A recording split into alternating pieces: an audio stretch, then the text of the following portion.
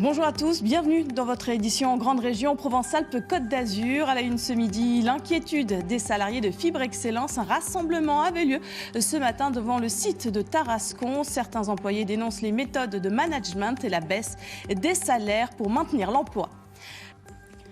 À Tarascon, l'usine de pâte à papier Fibre Excellence est toujours dans la tourmente. La baisse des salaires négociés entre la direction et certains syndicats passe mal auprès d'une partie des salariés.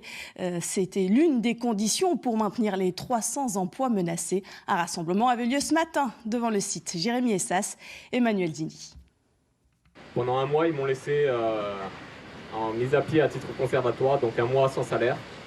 Et après l'entretien, ils m'ont licencié par mail. Un licenciement pour faute grave, Cyril Bloomberg aurait mis en danger la vie d'autrui. Il n'avait pas de masque, la raison, l'élastique avait cassé. Pour le salarié, c'est plus qu'une injustice. Ça fait un an qu'ils font ça, hein. Le moindre pas de travers de qui que ce soit dans l'usine, ils le virent. Hein. On en est à 6 ou 7 employés licenciés en un an. Aucun de ces licenciements n'est justifié, hein. C'est que des licenciements à chaque fois abusifs. Donc voilà, et c'est le premier qui fait un pas de travers. Merci, au revoir, vous sortez. Sans chercher à comprendre qui c'est, qu'est-ce qu'il a fait, est-ce que c'était quelqu'un de bien ou pas, ils s'en fichent.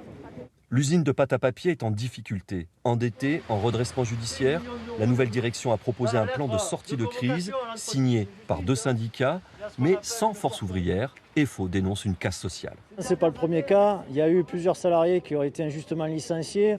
Ces dernières années, plusieurs d'entre eux ont saisi les prud'hommes.